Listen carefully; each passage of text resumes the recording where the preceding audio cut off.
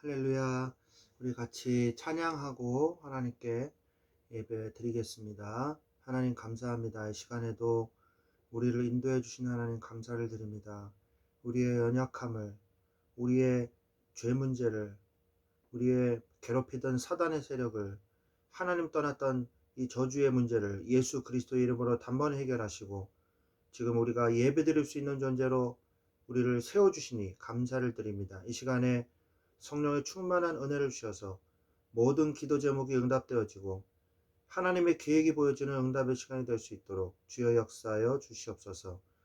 주님이 함께 하실 줄 믿고 예수 그리스도의 이름으로 기도합니다. 아멘. 꽃들도 구름도 찬양하겠습니다.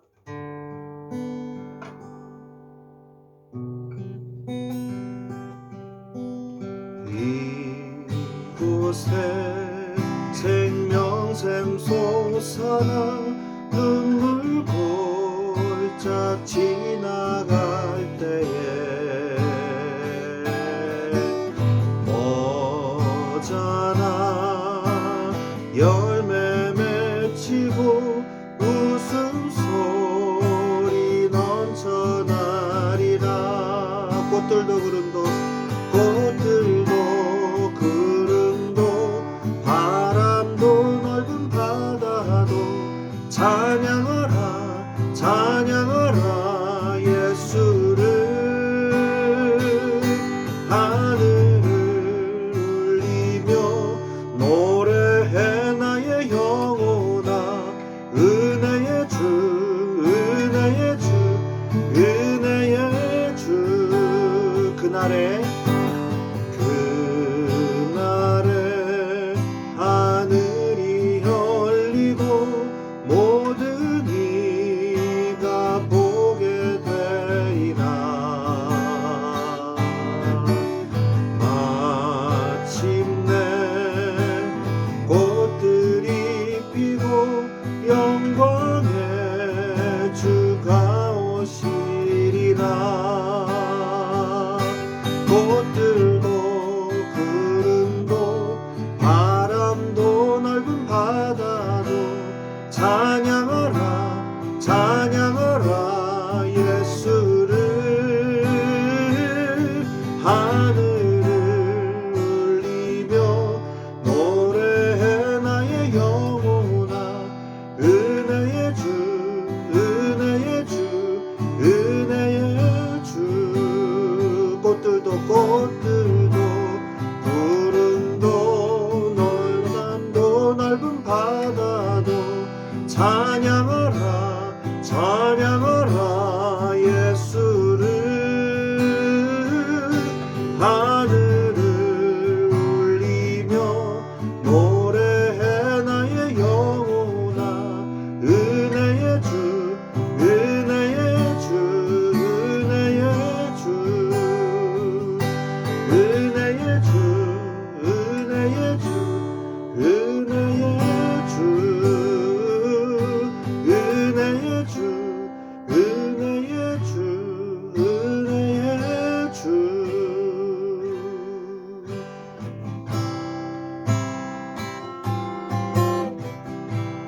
내 구주 예수님 주 같은 분은 없네. 내 평생에 찬양하리 놀라운 주의 사랑을.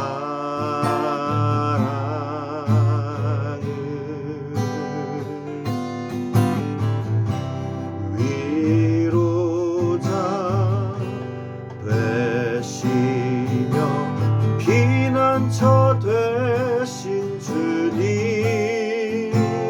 나의 영혼 온 맘 다해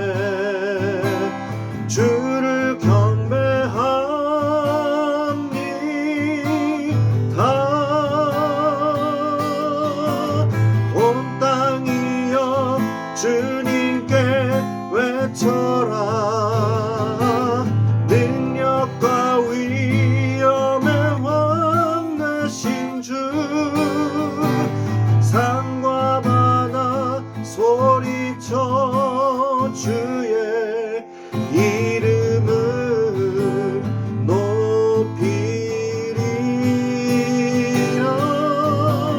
주행한 일 기뻐 노래하며 영원히 주님을 사랑하리라.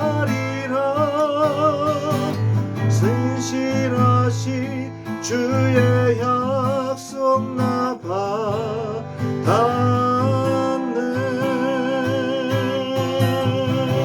내 구주 예수님, 내 구주 예수님, 주 같은 분은 없네. 내 평생에 찬양하리 놀라운 주의 사랑을.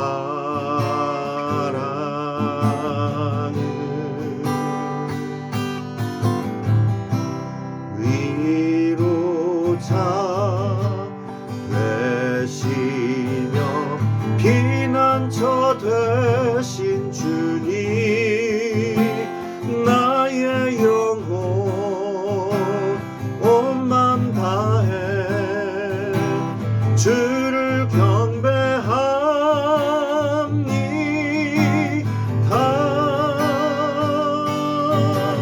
온 땅이여 주님께 외쳐라. 는 능력과 위엄의 왕 되신 주, 산과 바다 소리쳐 주의 이름을 높이리. 주행하니 기뻐 노래하며 영원히 주님을 사랑하리라. 신실하시 주의 약속 나 받았네. 신실하시 주의 약속 나 받았네.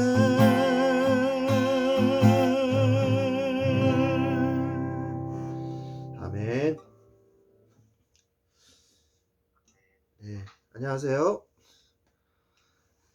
예, 우리 창세기 말씀 보겠습니다. 창세기 5장, 시간 관계상 5장 24절부터 32절까지만 보도록 하겠습니다. 교독하겠습니다. 제가 24절 읽고 25절 읽으시고 이렇게 하시면 되겠습니다. 제가 먼저 읽겠습니다. 에녹이 하나님과 동행하더니 하나님이 그를 데려가심으로 세상에 있지 아니하였더라. 드셀라는 187세에 라멕을 낳았고 라멕을 낳은 후 782년을 지내며 자녀를 낳았으며 그는 969세를 살고 죽었더라. 라멕은 182세에 아들을 낳고 이름을 노아라 하여 이르되 여호와께서 땅을 저주하심으로 수고롭게 일하는 우리를 이 아들이 안위하리라 하였더라. 라멕은 노아를 낳은 후 595년을 지내며 자녀들을 낳았으며 그는 777세를 살고 죽었더라. 노아는 500세 된 후에 셈과 함과 야벳을 낳았더라. 아멘. 네, 오늘 말씀의 제목은 혈통입니다. 혈통. 족보를 얘기하는 것이죠. 성경에는 족보가 굉장히 많이 나옵니다. 생각보다 많이. 그리고 신약 성경의 첫 번째 책인 마태복음에서도 제일 먼저 뭐가 나오냐면 족보가 나오죠. 아브라함과 다윗의 자손, 예수 그리스도의 세계라. 이렇게 하면서 이 족보가 나오게 됩니다. 근데 왜 이렇게 족보를 많이 기록을 해 놨을까요? 하나님 말씀이 얼마나 중요한데, 그죠? 그 이유는 그만큼 그 족보에 들어있는 하나님의 그 의미가 중요하기 때문이거든요. 그래서 구약 성경 여러 곳에 기록되어 있고 그 이름을 자세하게 누구와 누구의 후손 또는 누구의 아들 누구더라 이렇게 기록되어 있습니다. 오늘 이 창세기 4장 16절부터 5장 32절까지는 나이까지 기록이 되어 있어요. 그래서 이 족보는 주로 어떤 족보를 정리하면 왕족, 그죠? 왕족, 그 다음에 제사장, 그리고 선지자의 후손을 세울 때 이 족보를 기록을 합니다. 이 선지자가 누구의 아들이며 누구의 손자다, 어떤 지파다 이렇게 기록이 되어 있거든요. 그래서 창세기에 이 주요 단어를 보면 톨레도트라는 말이 나옵니다. 톨레도트라는 말이 나오는데 이게 바로 계보, 족보, 혈통이라는 말이 나옵니다. 이런 단어들이 굉장히 많이 나오죠. 그런데 이 족보를 잘 살펴보면 중요한 일들이 있어요. 아브라함과 이삭의 실수가 나오죠. 아브라함이 어떤 실수를 했어요? 하나님께서 가라고 하신 가나안 땅에 와가지고 아는 사람도 없고 그 전에 살던 그 갈대아 지역의 우르라는 도시보다 훨씬 더 낙후돼 있고 저 변방이거든요. 그런데 거기에 가서 하나님이 그래도 가라 그래서 갔는데 거기에 뭐가 와요? 흉년이 들죠. 흉년이 드니까 어떻게 합니까? 옛날에 살았던 그 도시가 생각이 날 거 아닙니까? 가장 가까운 최고의 문명 도시 어디예요? 애굽이죠. 그 애굽으로 내려가요. 근데 하나님 뭐라 그래요? 내려가지 말라 그러시거든요. 근데 내려가요. 내려갔더니 사람들이요 나를 위협하는 것 같고 주눅이 드는 거죠. 이 낯선 땅에서. 그러니까 자기 아내가 너무 이쁘기 때문에 자기 아내를 죽이고 자기를 죽이고 자기 아내를 뺏어갈 것을 두려워해 가지고 우리 서로 누이라고 하자라고 얘기를 하죠. 근데 사실은 그게 누이라는 말이 틀린 말은 아니에요. 친척벌 되거든요. 사촌 뭐 그 정도 되거든요. 근데 예전에는 그 사촌지간에서도 그 결혼을 할 수 있었거든요. 그러니까 이제 그렇게 얘기를 한 거죠. 그래 가지고 이 뭐예요? 바로가 그 여자를 아내를 데리고 가요. 사례를. 데리고 가가지고 이제 결혼하려고 그러는데 그때 뭐 어떤 일이 벌어집니까? 하나님께서 바로의 꿈에 나타나가지고 네가 만약에 하나님의 이 자손의 백성을 네가 어떻게 탐하려고 하느냐. 너는 저주를 받을 것이다. 너는 망할 것이다. 이렇게 말씀하시니까 바로가 깜짝 놀라가지고 아브라함을 부르죠. 아브라함 불러가지고 너는 왜 나한테 얘기하지 아니하느냐? 내가 하나님 앞에 죄를 질 뻔하지 않았느냐? 내가 하나님께 나는 몰랐습니다. 나는 모르고 데려온 겁니다. 라고 변명을 하지 않았느냐? 빨리 이 여자를 데리고 가라. 네 아내를 데리고 가라. 그러면서 그 가축까지 줘요. 선물까지 막 주면서 미안하다는 그 표시로 가축까지 주면서 빨리 가라 그래요. 뭔가 이상하지 않습니까? 그죠? 잘못은 아브라함이 했는데 하나님이 누구를 벌해요?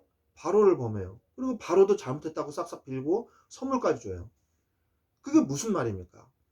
아브라함이 실수했다 할지라도 하나님의 계획에 있는 후손은 하나님이 건드리지 마라 그러시는 거예요. 그게 중요한 거예요. 아브라함의 실수가 중요한 게 아니에요. 하나님의 계획에 있는 이 가문을 네가 건드려? 너는 저주를 받으리라 라고 하나님이 분노하신 것이거든요. 하나님이 어떤 계획이 있습니까? 중요한 이 유대 민족을 통해서 하나님께서 보내셔야 될 메시아가 있거든요. 메시아가 오실 이 혈통이요 족보이거든요. 그래서 중요한 거예요. 혈통 자체가 중요한 게 아니라 족보가 중요하다 이런 얘기를 하려고 그러는 게 아니라 우리는 근본을 알아야 된다 그런 얘기를 하려고 그러는 것이 아니고 이 에이지 라인을 통해서 메시아가 오셔야 하기 때문에 하나님께서는 이 바로에게 사례를 주신 것을 하나님께서 분노하신 거예요. 바로가 이 사례를 아내로 삼으려고 한 것에 대해서 분노하신 거예요. 이게 중요한 것이거든요. 아브라함의 실수는 중요한 게 아니에요. 하나님 입장에서는. 우리는 윤리적으로 봤을 때 이 나쁜 아브라함 자기 아내를 팔아먹고 이렇게 되잖아요. 근데 하나님의 눈에서는 그게 중요한 게 아닌 거예요.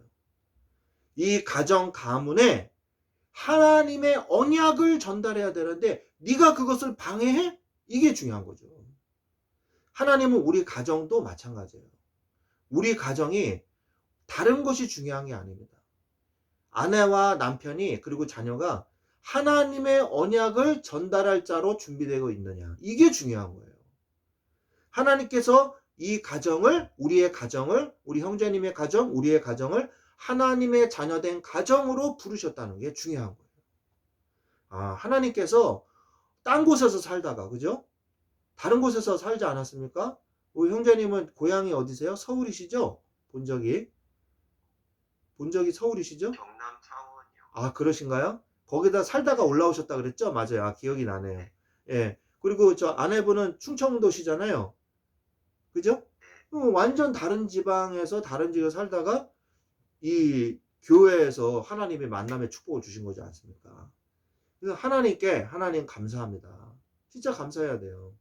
그리고 또 자녀도 주셨잖아요. 그죠? 하나님이 자녀를 또 주셨잖아요. 그래서 얼마나 감사합니까? 그래서 이 가정을 통해서 하나님의 계획을 발견하셔야 돼요. 다른 거를 발견하면 안 돼요. 하나님의 계획을 발견해야지 가정이 이 존재해야 될 이유가 자꾸 발견이 되고 가정이 지켜지는 거거든요. 근데 사단은요, 이걸 깨려고 그러는 거예요. 다른 비언약을 집어넣으려고 하는 거죠. 다른 이유를 자꾸 집어넣으려고 하는 거예요. 가정을 잃은 다른 이유를 자꾸 집어넣어서 언약의 이 사명을 감당하지 못하도록. 또 그런데 이삭도 똑같은 실수를 합니다. 멀리 어머니의 고향까지 가가지고 바단 아람까지 가가지고 이 아람 여성 리브가를 데리고 왔잖아요. 언약의 여자를 데리고 왔잖아요. 그렇게 어렵게 40세에 결혼해가지고 아비멜렉에게 팔아버린 거예요. 또 흉년이 들었어요. 그러니까 이번에는 어디로 갔냐? 그랄 지역으로 갔어요. 그 블레셋 땅이거든요. 그런데 그 평원, 들판이 있는 곳으로 가는 목축업을 하는 곳이기 때문에 늘 평원을 쫓아다녀요. 이 목초지. 그래가지고 그랄 지역으로 갔어요. 그래가지고 거기서 아예 눌러 앉았어요. 근데 아비멜렉 왕이 그걸 보고 또 리브가를 흑심을 품은 거죠. 그러니까 데려간 거예요. 이게 또 어떻게 됩니까? 아비멜렉도 깜짝 놀라가지고 다시 리브가를 데리고 왔거든요. 하나님께서 그의 가정을 지키시는 겁니다. 남편이 좀 모자라가지고, 예? 약간 좀 불신앙해가지고요, 아내를 다른 남자한테 막 줘도요, 하나님이 그 가정을 지키시는 거예요. 하나님이 가정을 지키셔야 가정이 지켜집니다. 왜요? 언약의 관점에서 이 가정이 중요하기 때문에. 가정은 하나님이 지키심을 신앙 고백하시기 바랍니다. 그러면서 6번, 다말과 유다의 실수가 나오죠. 유다의 자녀들이 있지 않습니까? 다 아시죠? 유다의 아들들이 있는데 며느리 다말이 왔어요. 근데 결혼만 하면 자꾸 죽는 거예요. 죽으니까 나중에 그 죽으면 어떻게 해야 돼요? 그 동생이 그 대를 잇기 위해서 그 형수에게 들어가 가지고 자녀를 낳게 해주거든요. 근데 자기도 죽을까봐 나중에는 땅에다가 설정을 해버린 거예요. 그러니까 하나님 보시기에 너무 이걸 악한 짓인 거예요. 아니 언약의 가문이 지금 이어져야 되는데 네가 임신을 안 시켜? 일부러 임신을 안 시켜? 그래서 그 사람이 금방 또 죽었죠. 그러니까 이제 유다가 걱정이 되는 거예요. 이제 마지막 남은 아들 하나는 어리니까 또 죽을까봐 걱정이 되는 거예요. 이제 전통 율법에 따라서는 이제 어린 그 아들한테도 이제 다말이 시집이 가야 되는데 무서운 거예요. 또 죽을까봐. 그러니까 이 아이가 아직 내 아들이 아직 어리니까 너는 좀 가 있어라. 저기 친정에 가 있어라. 그런 거예요. 근데 다말이 보기에는 이게 너무 악한 거예요. 잘못된 거예요. 그래서 어떻게 합니까? 유다가 가는 길목에 창녀인 척 꾸며가지고 유다와 함께 하룻밤을 자죠. 자기 시아버지와. 우리나라의 이 유교 전통 사상에서 봤을 때는 어떻게 됩니까? 네? 극형에 처해져야 될 형벌이에요. 이게 죄예요. 그런데 언약의 관점에서는 거의 여기는 조선시대가 아니니까 우리의 이 낡은 이 전통의 입장에서, 근데 언약의 입장에서 복음의 입장에서 보니까 하나님의 이 대를 이어야 될, 그래서 메시아가 와야 될 이 족보를 잊지 않는 유다가 큰 죄를 진 거예요. 근데 다말은 너무 칭찬받을 행동을 한 겁니다. 대를 이어야 될 거예요. 그래가지고 나중에 다말이 임신을 하니까 이 며느리가 혼자 있다가 다른 남자 만나가지고 임신을 했구나. 그래가지고 또 죽이려고 그래요. 네가 잘못했지 않냐 그러면서. 근데 이 임신을 시킨 사람이 정표를 딱 준 거죠.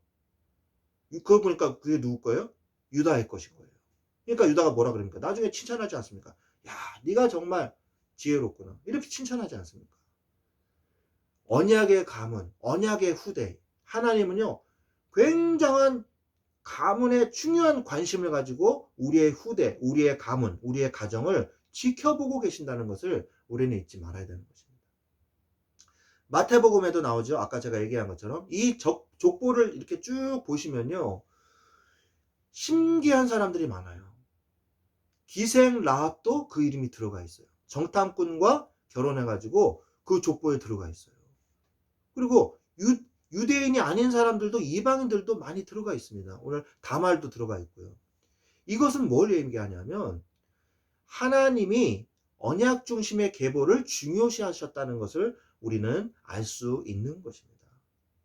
그래서 나중에는 어떻게 됩니까? 이 아브라함의 후손이 나중에 어떻게 돼요? 로마서 읽어보면 알죠?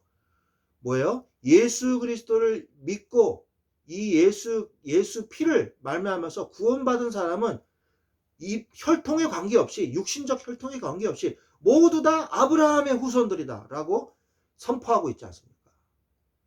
유대인만 아브라함의 후손들이 아니요, 예수 그리스도의 피를 말미암아 구원받은 하나님의 자녀들은 다 아브라함의 후손들이니라 라고 말씀하지 않습니까? 이게 바로 복음의 혈통입니다. 그래서 우리는 분명히 언약을 전달해야 돼요. 자녀들을 위해서 우리는 해야 될 게 뭐냐? 부모의 삶이 뭐냐? 언약을 전달해야 돼요. 그래서 언약의 에이지 라인을 이어야 돼요. 내 자녀가 어른이 돼가지고 결혼해서 자녀에게 진짜 이 복음이 중요하다라고 전달할 수 있을 만큼 언약에 뿌리 내려야 돼요. 반석 위에 세워져야 돼요. 그러기 위해서 부모가 이 관점으로 자녀를 키워야 돼요. 정말 중요합니다. 부모의 힘으로 되는 거 아닙니다. 하나님의 능력으로 키워야 돼요. 그러면 뭐 해야 돼요? 부모가 제일 중요한 게 뭡니까? 기도예요, 기도. 기도를 키워야 돼요. 그리고 정말 더 중요한 거, 부모가 언약에 뿌리 내려야 돼요. 정말 그게 중요합니다. 아무리 복음 입으로 떠들어도요, 내가 복음이 안 돼 있으면요, 복음이 아닌 게 전달이 돼 있어요. 그래서 특히요, 엄마가 언약의 뿌리를 잘 전달해야 된다. 아니에요. 그게 아니에요. 성경을 보십시오. 누가 언약 전달합니까? 아빠가 전달해요. 물론 똑같이 전달하죠. 엄마도 중요하고 아빠도 중요합니다. 근데 애들은 누구 닮냐? 아빠 닮아요. 진짜 그렇거든요. 아빠가 이야기해 주는 거, 아빠가 진지하게 말해 주는 거, 그거를 닮아요. 품성은요, 아빠를 닮아요. 정말 중요한 건 아빠를 닮게 돼 있어요. 그러니까 정말 물론 엄마 아빠가 다 함께 사명이 있습니다. 그러나 아빠가 정말 중요한 언약을 잘 전달해 주셔야 돼요. 아예 나는 바쁘니까 집안 그 아이들 교육은 애들 교육은 엄마가 하는 거 아닙니다. 절대 아니에요. 시간 있을 때마다 성경을 읽어주고 복음을 얘기해주고 아이를 위해서 꼭 안고 기도해주고 이게 전달되게 돼 있어요. 그리고 어떠한 사심도 품지 않고 오직 하나님 언약을 먼저, 하나님 공부 못해도 괜찮으니까 언약을 먼저, 하나님 못생겨도 괜찮으니까 언약을 먼저, 이거부터 계속 얘기하세요. 하나님한테 기도하세요. 그러면 하나님이 언약 전달자로 후대를 세우시고 나머지 것도 다 채워주십니다. 그거는 굳이 기도 안 해도 하나님이 다 채워주세요. 걱정하지 마십시오. 자, 그렇다면 불신자는 어떤 불신은 어떻게 번성을 할까요? 창세기 3장 16절에서 20절에 보니까 아담의 후손들이 번성하기 시작해요. 창세기 4장에 보니까 아벨은 죽였지만 가인의 후손은 번성합니다. 근데 그 후손들이 각기 자신의 어떤 그 분야로 다 들어가가지고 기계를 만들고 음악을 하고 뭐 여러 가지 뭐 일들을 쫙 하잖아요. 그러면서 각 이 사람의 타락했던 그 하나님을 떠난 문화가 점점 세상에 퍼지는 것을 우리가 볼 수 있죠. 창세기 4장 22절에 보니까 가인의 후손들이 번성하기 시작하죠. 그러면 신자는 어떻습니까? 하나님께서 아담과 하와에게 자녀를 한 명 더 주죠. 그 이름이 셋이죠. 그리고 그 셋에서 쭉 이어진 게 오늘 말씀인 것입니다. 그 셋에서 노아까지의 이야기를 하나님께서 말씀해 주고 계시죠. 그 중에 보면은 무드셀라가 있어요. 무드셀라는 노아가 살아있을 때까지 무드셀라가 살아있었어요. 그리고 무드셀라가 죽은 다음에 노아의 홍수의 심판이 들이닥치게 되는 것입니다. 그러면 하나님이 축복하시는 혈통은 어떤 혈통일까요? 아까도 제가 얘기했지만 하나님이 축복하시는 혈통은 피의 제사를 중히 여기는 혈통이에요. 아브라함과 그 모든 후손들을 보십시오. 어떤 거를 해요? 늘 하나님께 제사를 드리고 예배를 드리지 않습니까? 피의 언약, 언약을 중히 여기는 혈통이에요. 메시아를 대망하는 혈통인 것입니다. 부르심의 목적 세 가지를 중히 여기는 혈통이에요. 어떤 거예요? 너에게 복을 주겠다. 그리고 후손이 복을 받을 것이다. 열방이 복을 받을 것이다. 이게 무슨 말입니까? 열방이 복을 받을 것이다. 아브라함의 후손 메시아 예수 그리스도를 통하여 모든 사람이 구원을 받고 복을 받는 이 하나님의 위대한 일에 우리의 가정 가문이 쓰임받게 될 것이다. 너희의 가정 가문이 쓰임받게 될 것이다. 우리의 가정 가문도 쓰임받게 하여 주옵소서. 언약을 붙잡으시기 바랍니다. 그리고 다섯 번째, 성전 중심의 혈통. 성전 중심의 혈통. 늘 성전을 마음의 중심에 담은 다윗. 그리고 그 아론의 후손들. 언약궤를 중심하는 혈통. 언약궤 중심으로 살지 않았습니까? 그래서 피언약, 메시아, 성전, 언약궤의 비밀을 단번에 완성하신 예수 그리스도의 복음을 중심하는 혈통이 바로 여러분의 혈통, 저의 혈통이 될 줄로 믿습니다.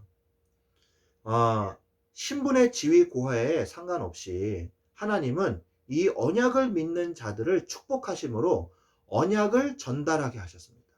그 언약 전달자의 우리의 가문이 언약 전달에 우리의 가문이 쓰임 받게 해달라고 우리는 기도해야 되는 것이죠. 우리와 우리의 가문과 후손도 이 언약을 중심으로 살아갈 때 하나님은 우리의 인생을 통해 하나님의 역사를 써내려 가시는 것입니다. 이 축복을 누리시기를 예수 그리스도의 이름으로 축원드립니다. 네, 우리 기도하겠습니다. 하나님 아버지 감사합니다. 가인의 후손은 멸망의 후손으로 가게 되지만 하나님의 셋의 후손은 노아까지 이르러 하나님의 이 복음을, 이 언약을 전달하는 데 귀하게 쓰임받게 하신 줄로 믿습니다. 주여, 이 시간에 성령으로 역사하여 주셔서 우리의 가정과 가문이, 우리의 후대가 이 복음 전달하는 데 귀하게 쓰임받는 가정과 가문이 되게 하여 주시옵소서. 오직 하나님의 혈통으로 하나님의 말씀을 붙잡고 이 사명 감당할 수 있도록 날마다 내가 먼저 복음에 뿌리 내리고 각인하고 체질되게 하여 주시옵소서. 주님께 감사를 드리며 지금은 우리 주 예수 그리스도의 은혜와 하나님 아버지 지극하신 사랑하심과 성령님의 내주 인도 교통 역사하심이 이 복음의 혈통의 축복을 누리며 날마다 예수 그리스도를 증거하기를 원하는 우리 사랑하는 주의 자녀들 위해 지금부터 영원토록 항상 함께 계실지어다. 아멘. 아멘. 감사합니다. 그래서 이 혈통의 축복을 가지고 정말 이 자녀를 위해서 기도하고 또 낳을 자녀를 위해서 또 기도하고 그렇게 하시면 될 줄로 믿습니다. 감사합니다.